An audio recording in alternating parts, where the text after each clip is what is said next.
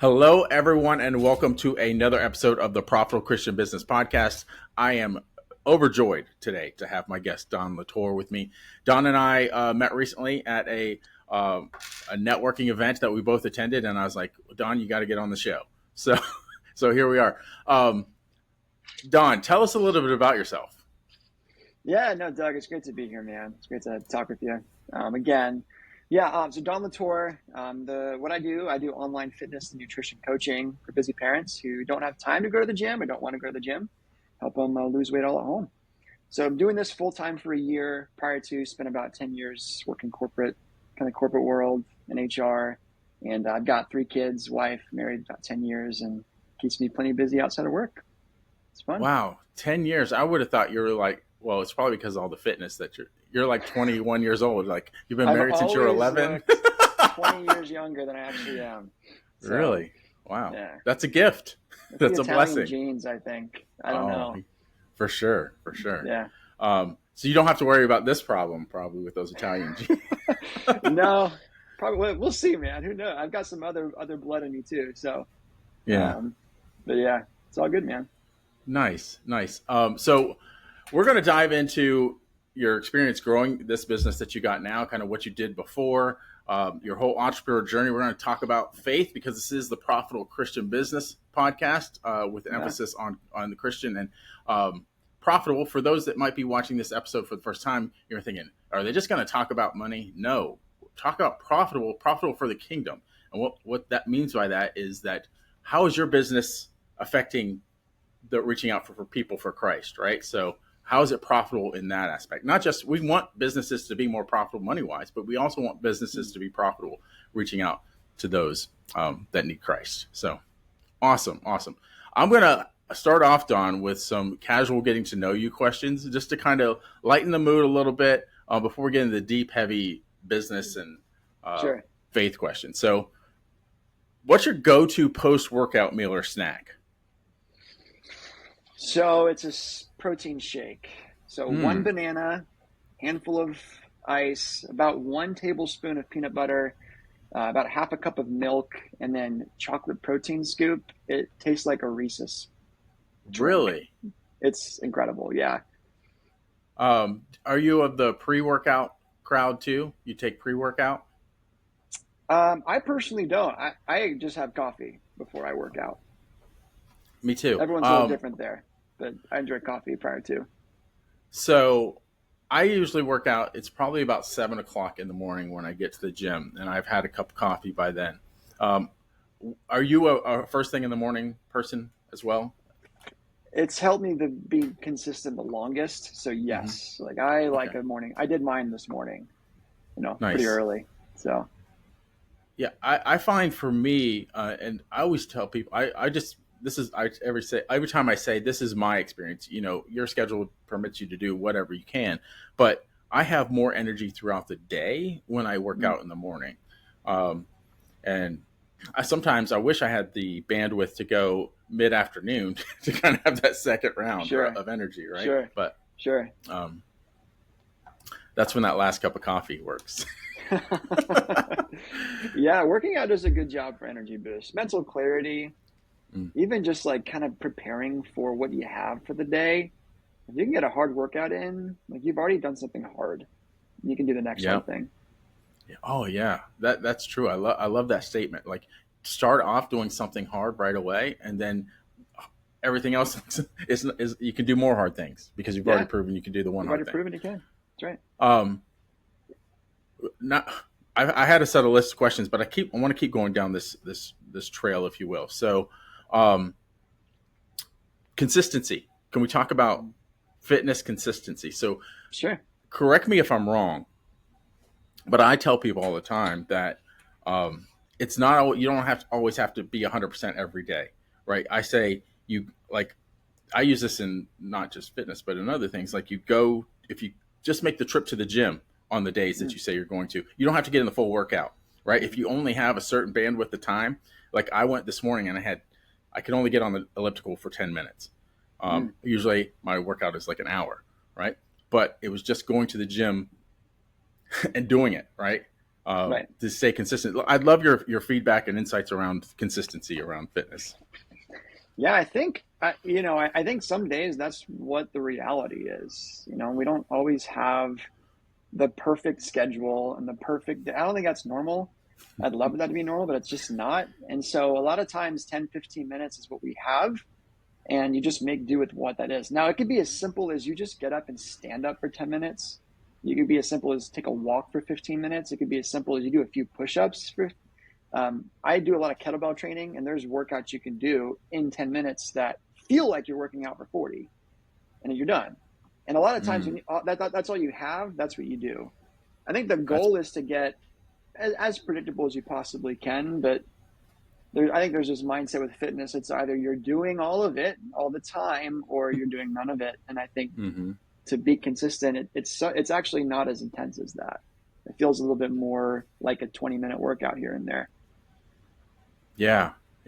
Awesome. Let's talk about kettlebells. A lot of people maybe don't have a gym membership. Gym's like so far away, and that adds another maybe it's a 30-45 minute drive to the gym, and that's kind of the excuse they make. Is like, now it's not just a half an hour workout, it's like an hour and a half gone out of my day because I have to travel to and from the gym. So if you could create a home gym at home, and what would you recommend if you only had like 3 items, what would make the cut? So it depends on your goals ultimately and what you like, but like parents, the people you're going to work with, and you think about a schedule for someone. They're waking up early, they're getting the kids ready to get into work, they're working, they have all the things associated with that. They have the commute back to work, or they have the evening routine, there's evening stuff with the kids. That's a full day. And so if I were to say, and I want you to drive to the gym 15 minutes twice a day, that's like, really? That's 30 minutes. You can be done in 30 minutes at home. And I would say, if I were to pick that as my goal, I would do 3 things. I would have a kettlebell. I'm partial to that because you can do a lot with it. Just one.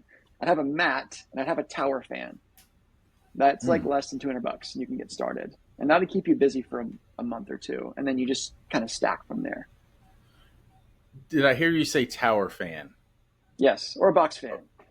Okay. I'm in Texas. If I don't have a fan, I am not working out in the garage because it is very warm in the summer. I was trying to get too deep. I thought that was something other than what I was thinking it was. No. I was thinking, a tower fan is a fan, but I thought maybe you had a special. Maybe you're benching some kind of new thing. No. Yeah, those weird picking up and putting down weird objects. Yeah. No, it's just Texas. You can't. It's 90 plus degrees for 4 months. And it's the new thing. It's the tower fan workout. Spin it around.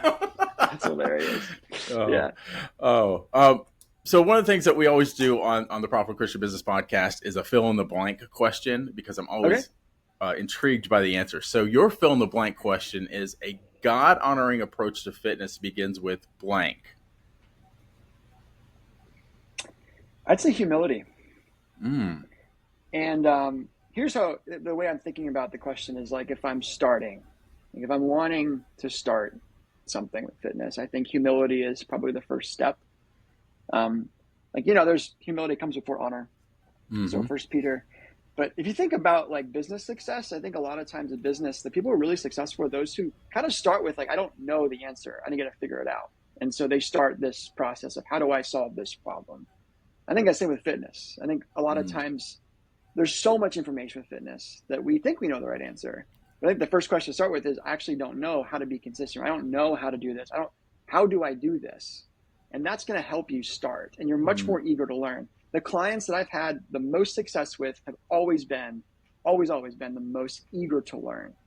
They want to know what's going to work for them. And I think that kind of trips people up. If you think about the self-talk with fitness that we have, it's like, I did this workout, it didn't work for me. I did this diet, it didn't work for me. I did this thing, it didn't work for me. And all that's looking at the method being used. And I think a question to shift away from is like, is there something I'm not understanding about the process? How can I improve my knowledge here so that I can find something? That's a different position to start with. So I think it's humility.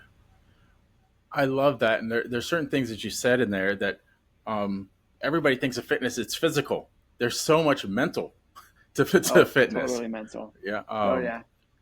Getting over those hurdles, right? Those mental hurdles that you have. The self-talk, right? A lot of times people quit because they don't see the progress right away, that because they don't have the patience or the consistency, if you will, right, to Sure. be able to reach the goals that they want to reach. Because no one goes into the gym on day one and has 50-inch biceps, right? So No, no one does. We all start where we start. yeah, And I think it's just admitting, here's where I am, here's what I need. Maybe I don't even know what I need, but I know I need to try and do something different. So what can I do to try to get me to where I want to go? And I think you have to be humble to start there. Another question that we ask every time is the secret question. Thanks for tuning into today's episode. As a Christian entrepreneur, we want to give you something for free. If you go to clientsforthekingdom.com, we have an ideal client avatar generator on there for free. It's something that we've spent thousands of dollars on, countless hours out, and building out this structure of showing you who your ideal client avatar is and an offer stack that can work for your business. Enjoy the rest of the episode. So your secret question, and we kind of alluded to this a little bit already. The secret question is, what is the secret to consistency with fitness and nutrition, especially given the type of clients that you normally work with busy parents? Yeah.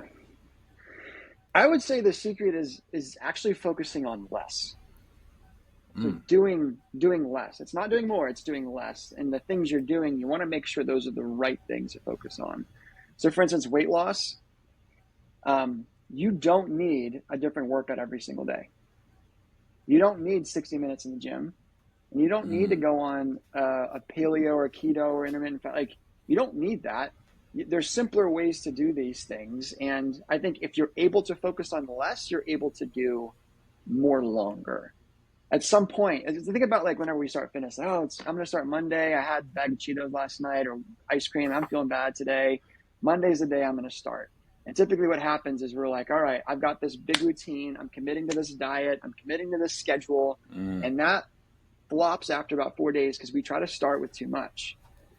So whittle that list down. Like I think the less that we take on, the longer we can be consistent, and then add on as you've proven that you can be consistent with the little things. It's like being faithful to little things. It's the same thing.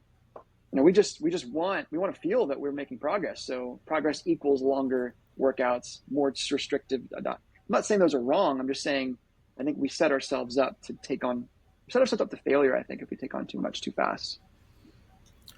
I think that's so true. And there's been times when I've wanted to start my fitness journey, and I think that is exactly what derailed me, is that I tried to do too much too soon. Like, I'm going to do this hour and a half in the gym workout, and I'm going to flip my diet completely around. I'm going to quit all sugar, quit all carbs. I'm getting a new wardrobe. Like, everything's exactly different, Right. Yeah. Right. Everything is great. And I think it's translate. I use fitness analogies so often when it relates to business too, because it just carries over. It's doing the small things consistently, over and over again. Right. There's so much overlap, especially like think about with business. This is my one of my things I have to work with is focus. I just can get so distracted. I'm like, this is the new thing. It's the same thing with fitness. There's always something marketed to you as a new thing that's going to help you solve your problem. And you have to really steer through that and say, what's actually going to work? It's probably not the new shiny thing. It's probably the thing that's always worked. Oh my gosh, there's so much. So that's so good, because the shiny object syndrome, right? Yeah. And it goes back. I deal with. Yeah. No, but a lot of people do. They are not persistent in what I find often is they're not persistent in what they were doing already. And then they think persistent and consistent. And then they think, it's the thing. And it's a lot of times it's them. Right. That's right. The frameworks usually always work. The good frameworks usually always work. It's just a matter of staying consistent with them long enough for them to pay off. That's right. Yeah. So that's right. Awesome. Let's dive into your faith a little bit, if you don't mind. Okay. Yeah, let's do it, man. So how has your faith influenced the way you coach clients with fitness and discipline? Oof. Yeah, there's so much to launch in here. So I think of a few verses. So Proverbs 21:5 comes to mind. The plans of the diligent lead surely to abundance, but whoever's hasty comes to poverty. I think there's this impulse. We talked about this earlier, like hastiness. We've got to get this done now. Well, the end of that is going to be poverty, and diligence is going to lead to success, or just a profit, just a successful plan, something that works. And diligence, that word means to cut. So think about like you've got an axe and you're looking at a tree. Like that tree is not coming down with one hasty stroke. It's going to take 1,000 little chops. And I think that's that mentality. I think once someone gets there, it becomes fitness is not easy, but it becomes easier to work through the things you need to, right? So that's the first thing. So God's word is not silent about this stuff. Like it is instructive. Second thing, 1 Corinthians 10:31, like whatever you do, whether you eat or drink, you do for the glory of God. And so that's eating and drinking. How do we think about nutrition? How do we think about the things that go in our body? We do that for the Lord's glory. Ultimately, it's far beyond just whatever serves us. And the last thing, we'll probably talk to this later, but 1 Timothy 4, that's what I immediately think of when I think of fitness in the Bible. Like bodily training has some value, but training in godliness is profitable in every way. I think there's a few ditches we can get into that, like misapplying that verse in different dimensions. But like how I think through that is if we can minimize the importance of bodily training when we think about it's propping up next to godliness, because that's true. Godliness is more important than bodily training.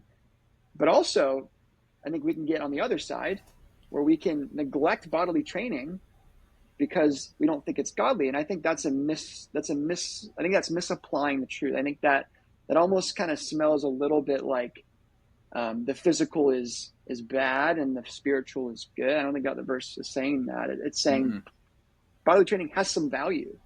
It's there, and godliness is profitable in every way, meaning godliness is profitable for bodily training too. It's not excluded out of the category of what godliness can instruct. So as we train, like how do we train in godliness, I think is the question, right? Which puts some boundaries, I think, around it. Yeah, let's dive in a little bit here, because I think even for Christians, or I guess I'm going to say especially for Christians, ego, vanity, all of those things start to come into play. Some of the mental block may be, I don't want to work on my body because I'm not trying to be like this super attractive person. I'm not trying to be vain and all up in my ego. And I think they have the wrong misconception of why they're doing it, right? It's to be healthy. So if you could just speak on that a little bit. Yeah, I'll start with my own journey. So when I started exercising years ago, that's what it was for. It was vanity for me. It was conceit for me. I wanted to look a certain way and feel a certain way. Just like I wanted the arms, I wanted the abs, I wanted the physique. And I kind of got to a place where once I became a dad, that started to shift a little bit, where it was like, oh, now my strength actually does something for my family. And then once I started to get more deep into my career and work, oh, wow, the energy I have through working out allows me to work harder and longer. Okay. And then I started serving in community church. Oh, the strength I have now actually allows me to do those things. So you think about like the 2 greatest commandments, you love the Lord your God with all your heart, soul, mind, strength, and love your neighbor as yourself. So I think fitness allows you to do both. You love the Lord your God with it, meaning you do it in a way that honors him. And exercise allows you to love your neighbor. It allows you to do things longer with more endurance, more energy, with more focus, more strength for the good of others. And that was a big shift for me. Like I've got 3 kids, and all they want to do is play. It's they're young, and if I didn't have energy for that, like some days I don't, but I think that gives me energy to show up as a dad. It gives me energy to show up with work, to show up with my friends and my wife. And I think when we neglect our health, that suffers. It's inevitable. And how long, it's going to be great to go to heaven when we die, but to be able to prolong our lives, to be able to serve our families, I just think, if you're doing a disservice to your spouse, like if you don't work, if you don't do anything health wise, if you just eat poorly and you die early, right, and you're basically leaving them abandoned, right? Sure. And this kind of So goes to that all or nothing mindset we were talking about earlier, right? It's like I'm either yeah. all intense on fitness or I'm not doing it. And I Hmm. think there's this middle ground where it's like you just probably need to do a little bit more than you're doing now. And you're probably going to get way more return for what you're doing. That doesn't mean you need to look a certain way. It does mean you need to steward your body the Lord's given you. And that does mean probably more effort than you're putting in. But that also doesn't mean it has to look. I think this is where kind of where that gym culture kind of rubs and, Mm. like that's not fitness. Fitness that only existed in this way since like the 40s and 50s. Like fitness has always been for work and for others. Like that's how work was done, was through fitness historically. We just live in this age where our work can be disassociated with the body. Like not a lot of us need the knowledge work, information. Like a lot of our bodies don't need to be used to work in the same way that it did hundreds of years ago. This is it's a very modern problem. But I want to tie something back that we talked about earlier. It's not just, you don't just work out for your body, you work out for your mind, right? Correct. So Yes, there are a lot more sit down type of jobs than there were like many years ago, right? But if you want to be sharp intellectually and focused, working out, fitness is key as part of that. So absolutely. the other thing I want to speak on is how let's do the parallel again between business, finance, etc. Christians often look at money like that's a bad thing, right? It's all about idol worship. When it becomes an idol, vanity can become an idol, money can become an idol, your business can become an idol. So doing it the right way, putting God first above everything, then everything falls underneath that. God, family, then all these things that will disappear, right? Yeah, amen. So that's loving the Lord your God by your heart, soul, mind, strength, and your neighbor as yourself. I think that applies to everything, including fitness and nutrition. So I have a question about your move from your 9 to 5 to what you're doing now. What gave you the courage to leave your 9 to 5? Yeah, love this question. It's going to sound silly, but stay with me. Narnia. Okay, nice. Yeah, Chronicles of Narnia. Specifically, The Voyage of the Dawn Treader.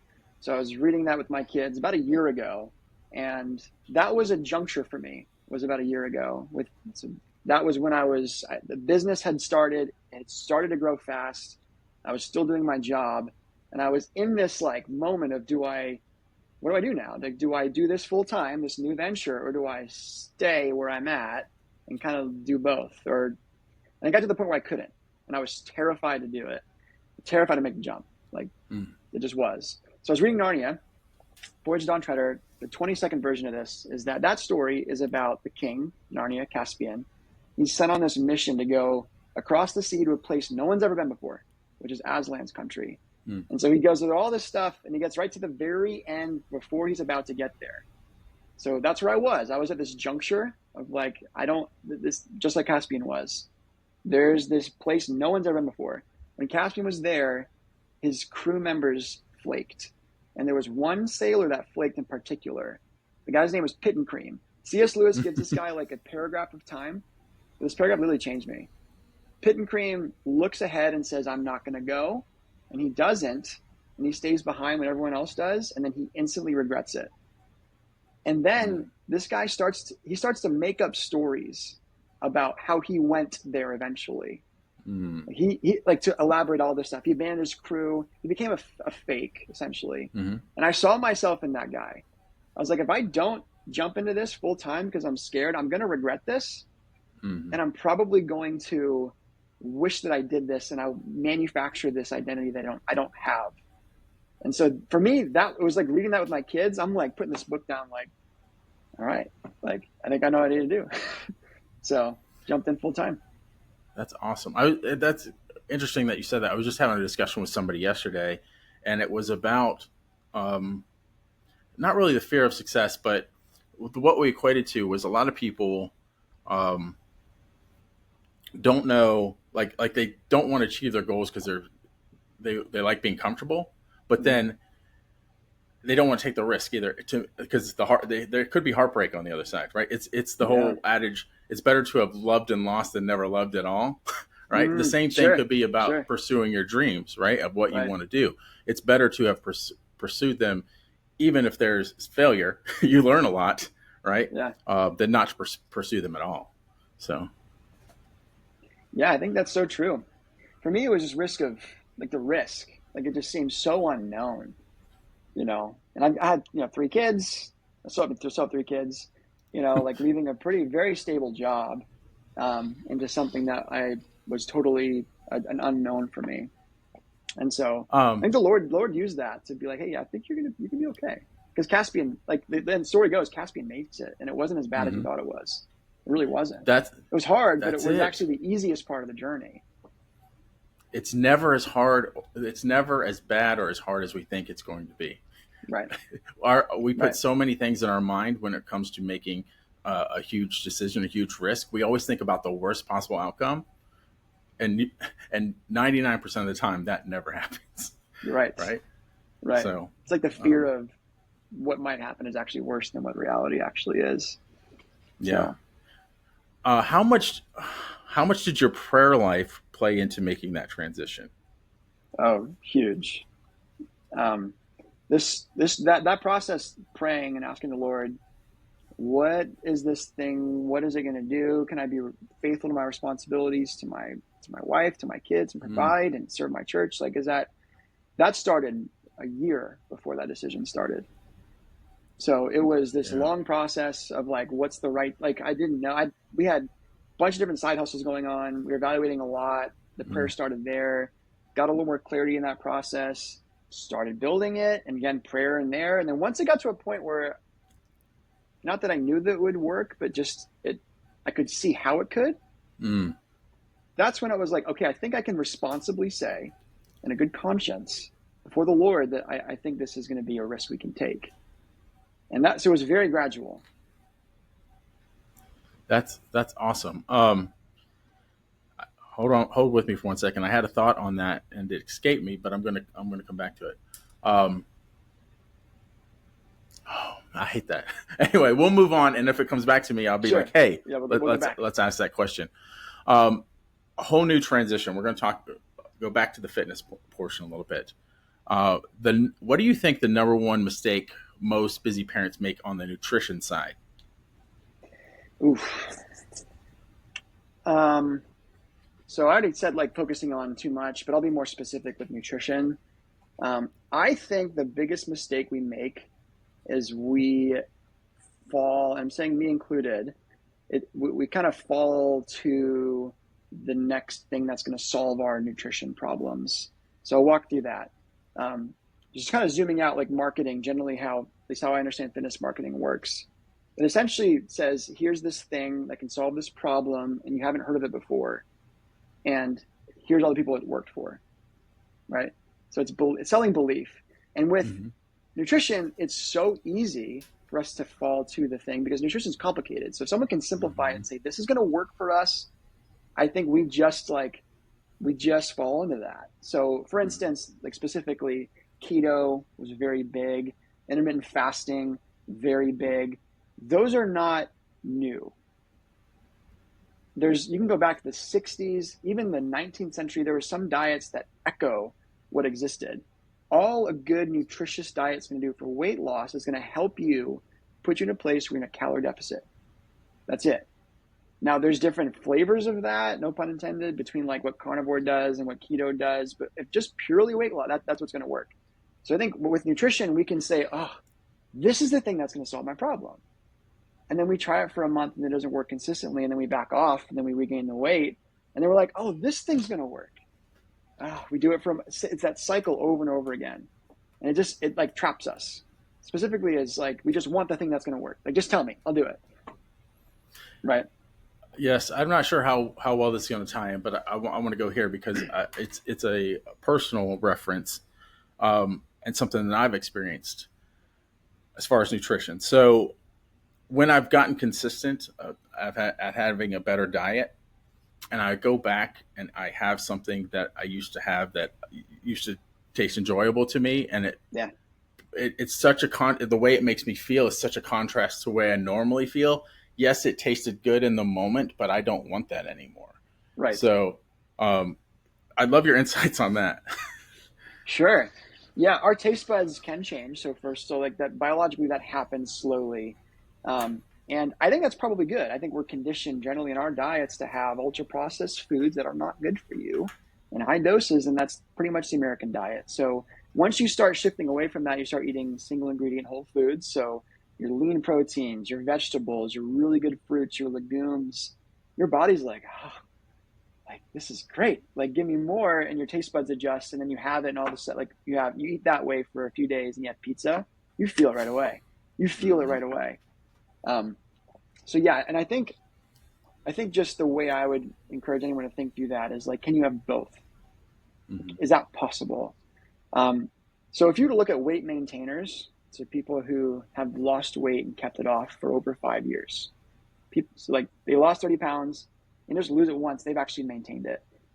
This has been studied. You look at their diets, it's almost always flexible. Almost always. The more rigid it is, the less likely someone's going to maintain. The more flexible it is, the more likely someone is. So which means you can have pizza and you probably should learn how to eat it, right? Just in moderation.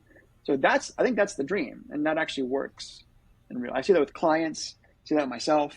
Like there is a world that exists where you can have both with this in moderation. I think it's like, maybe this is the exact percentages, but it's like the 80-20 rule, right? 80% of the time you're eating clean and you're eating good. 20% of the time you treat yourself, right? Yeah.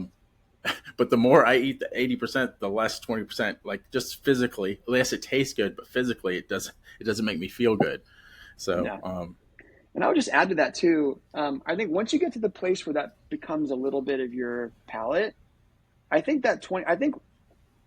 I'm seeing this for myself. When I get into moments where I'm eating more junk food, I'm actually eating things I kind of like, but I don't really love. Like there's junk food, like we live in Texas, so Bluebell ice cream is big here. Like that's, to me, to eat candy versus eat Bluebell ice cream, it's different. I like Bluebell ice cream more. So you think about the 20% is like, what do you actually really like? Like, and if you just have that, like once a week, like you're probably going to be happier than if you had junk food you don't really like more often. So I think Lewis talks about a little about this. Like we're too easily pleased. Like so, like real when you go for the junk, like really get something you like really go for it, and that's going to help you, I think, cut out some of the other things that you kind of like. Oreos, it's okay, but like Bluebell, like yes, I'll have that, right? I'm a big ice cream guy. The time I was referencing is actually when I had pizza and milkshake in the same day, and I had been eating clean I'm sure that the whole good. week. And I was like, what did I just do to myself? Luckily, it was a weekend because just talk about performance, right? When you're trying to work, I would have been ruined for the day if I had for the next day if it was. It tells you it's in your stomach. It's like, hey, remember me? I'm still around. Yep. Let's go back to busy parents again. Oftentimes, as parents, they have a routine, right? Of kids go to school at a certain time. The work schedule is this, and they're really good at establishing a routine, and then they can work fitness in there. But sometimes there will be something that happens. Their schedule just explodes, right? They have. So how do they stay consistent when? And also I want to throw this in there. Travel, right? If they go on vacation, things like that, because vacations I can find go break up your fitness routine. Like when you come back, you're not back on your fitness routine. So if you could talk about that. Yeah, let's talk about the exploding first. So there's like maybe two different kinds of explosions. Like one are like ones we probably could have planned for, and other ones that we just literally can't. So like for instance, 2 weeks ago, I got a stomach bug, went through the family. Like can't plan for that. That's an explosion. And in those moments, like fitness shifts down in the priority, I would say. Like there's times when that happens. Now, if there's like an explosion you probably could have planned for, like, I booked too many meetings because I committed to too much because I said yes too much. Like that's probably self-induced. So different kinds of explosions. But in the first scenario where it's like this, like my kid's sick, woke up through the night, like something happened, a family emergency, Like, I think that's, yeah, fitness is probably not the priority. If you have a little bit of time though, it's probably going to help you. 10 minutes of standing up, 10 minutes of what, kind of we talked about earlier, something that'll help you get your mind off of what's happening, reorient, and you get back to it. 10 minutes of a kettlebell movement, whatever. I think that helps kind of the really unpredicted explosions. Travel, I tell this to clients. Typically the travel, it's like, do you want to work out? No? You want to walk? Yeah. Okay. Do that. And they typically get more steps on typically on vacation. Like, one guy got like 30, 40,000 steps one day. You know what I mean? Like, it's possible to do that. Just go to Disney World. Yeah. Go work out different ways. Right. And then get back to it. The hardest part though is that first day back. And so that's where accountability comes in, where it's like, okay, do you know what you're doing? You know when you're doing it, you know why you're doing it again. Those first two workouts are the hardest, but once you're back into that, it becomes a little more easy.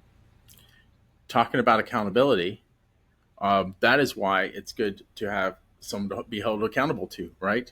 So having a coach like yourself or some sort of program that you're a part of, that there's some accountability to. So can you talk about the value of that and what you specifically provide? Sure. So how I define accountability, because it's one of those words kind of nebulous. I think about inputs and think about outputs. So with fitness, there's a specific way you're going to eat, specific way you're going to train, specific goals you have. Those are your inputs, the thing you're doing. Your output's the goal. So accountability makes sure you're doing the inputs so that you're getting the outputs. And if you're doing those things and not getting the outputs, you can make adjustments. So that's essentially how I incorporate that in my program. And there's different methods to this. So there's things I do weekly, there's things I do bi-weekly, there's things I do regularly, daily, but it really comes down to helping someone make the decision that's going to work for them and then kind of holding them to it. Like, did you do this? And not in a mean way, but like, you committed to this. Like, this is your commitment. And once someone kind of gets on that path of like, wow, I did it and I can do it, it just that's where like you have these experiences again and again when you start becoming a different person. Accountability just acts as this like support mechanism along the way. Couple things. One of the things is I think there's you can even just have a coach for a season, right? Because I think there's a part of us that just needs that coach to help us become the person we need to become, to keep the discipline, to keep the habits. Right. Because I think there's a graduation point, for lack of a better term, like when you're with a coach long enough and you've been held accountable long enough, it just becomes part of your lifestyle. Right.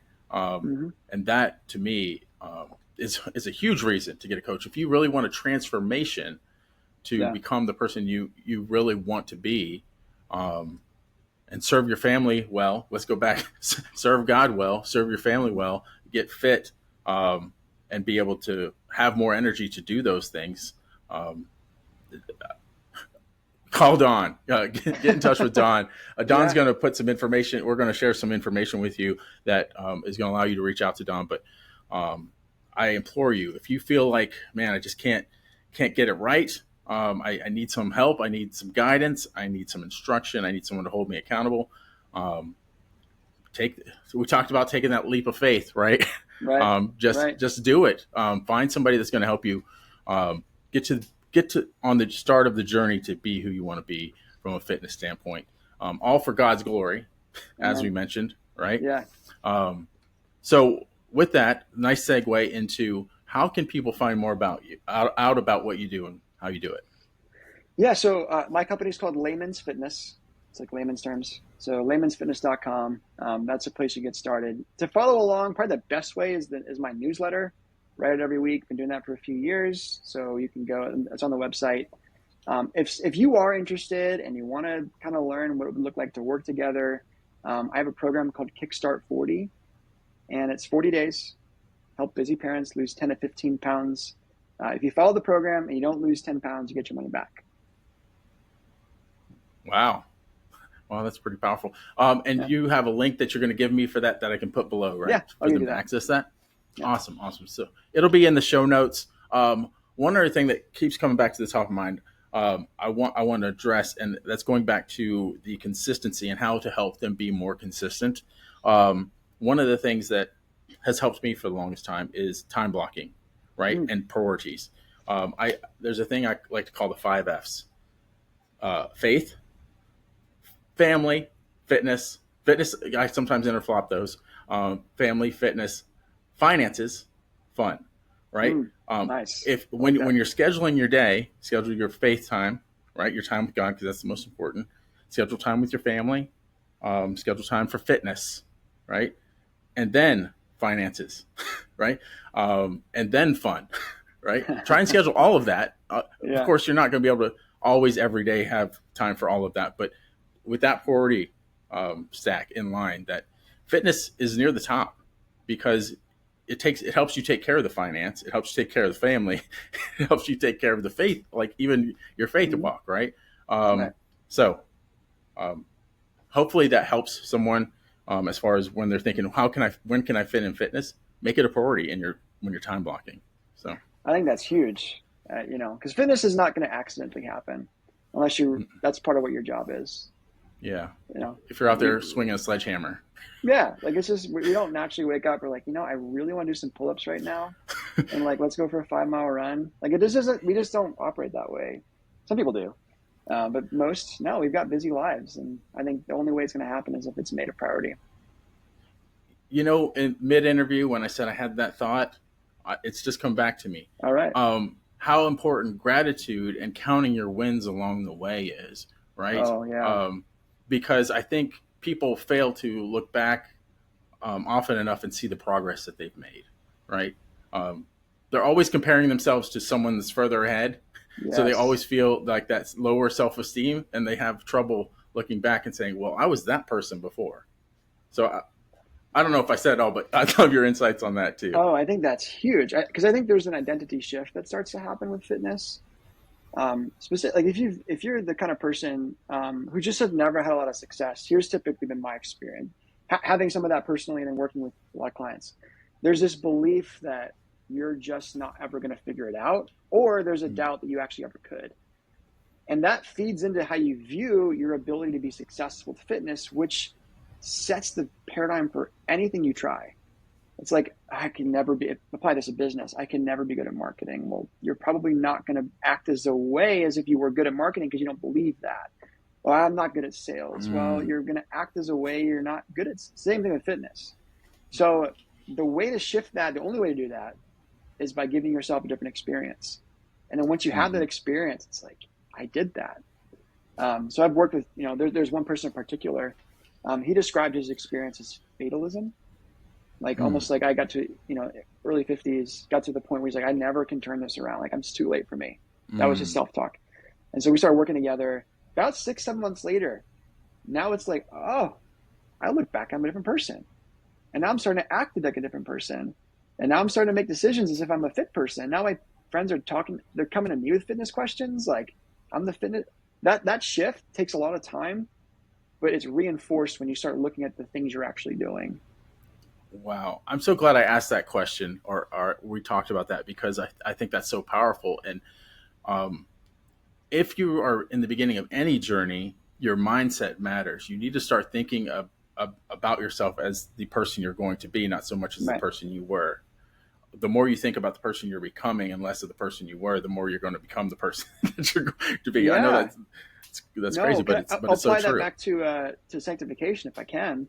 Like, it's the same process. When we become a new creation, like Christ saves us, he redeems us, he's adopted us, and then he said, okay, now I'm going to fill you with my spirit, and you're going to become a new person. So this is like Ephesians, this is Colossians. You start putting off the old self, put on the new self. That takes time. But like it's that shift. You start thinking about yourself in a different way, and you start acting in a different way. That's in a microcosm. That's essentially what happens when someone starts to change fitness. I saw a video, and I don't know the pastor's name. He's one of these people that has a lot of social reels out there, but it really hit me. Basically, he had a guy that was real buff come up on stage. You might have seen this video, but no, I've not seen it. The pastor's in okay shape, right? And he says, I forget. We'll just call the guy's name Randy, because I don't remember the gentleman's name. He's like, Randy and I go to the same gym, is what he says, right? Randy looks totally different. Randy lifts the same weights, different weight level, but we lift the same weights. We listen to the same music while we're at the gym, all this. Randy looks a little different than me. It's because Randy goes to the gym and he does things. He says, I can't do that because I go to the gym. Whereas I make an excuse. I go to the gym, so I'm able to eat that ice cream, or I'm able to do these things that aren't going to make me fit. Just I'm doing that to kind of supplement what I'm doing wrong, right? So right.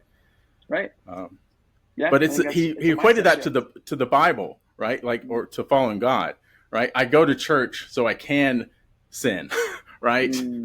Where that's not why you go to church. You go to church to sin less. Right. It's like Romans 6. It's like, grace abounds, therefore I sin? No, like we're dead to it.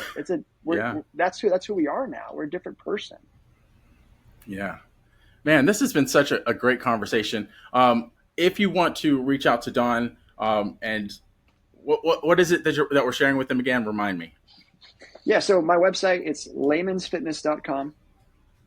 You'll see everything there, details about the program, my newsletter. That's the best way probably to get connected with me. All right. Reach out to him there. I don't know social media links. You want to put any social media links below too? Instagram too. Okay. Yeah, I'm happy to share that as well. Awesome. So we'll share the Layman's Fitness website and the Instagram. Reach out to Don. Don, I ask one last question because usually always in my guest head, they're like, there's one other thing I really want to share with everybody. And he didn't really ask me that question. And I feel like everybody on the call that's watching this podcast needs to know that. What are your parting words of wisdom for anybody watching? I think I'll just share, rephrase some of the things we've already talked. The main thing I thought was probably most impactful. Like Lewis says, you need to be reminded more than you need to be taught. I think with fitness, there's this temptation to do all or nothing, where it's, I want to, okay, maybe you're hearing this, you're like, I can finally get the motivation to get started. Great. Just start with something you can do and you can do, and give yourself some time and patience. Like that's where we find ourselves burning out, because we just try to take on too much, because we don't look at our life and we're like, okay, we're doing fitness now, so what needs to come out, or what do I need to change? We just add it to whatever's going on. So start small, but start.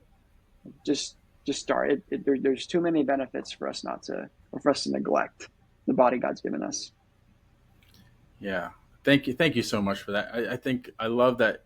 It's just giving yourself grace, right? You don't have to commit to the bodybuilder plan right out the gate. So sure. All right. Thank you again. So that's right. Yeah. Thank you again, Don. Until next time, keep moving forward. All right. Thanks for checking out the Profitable Christian Business Podcast. Remember to like, subscribe, and share.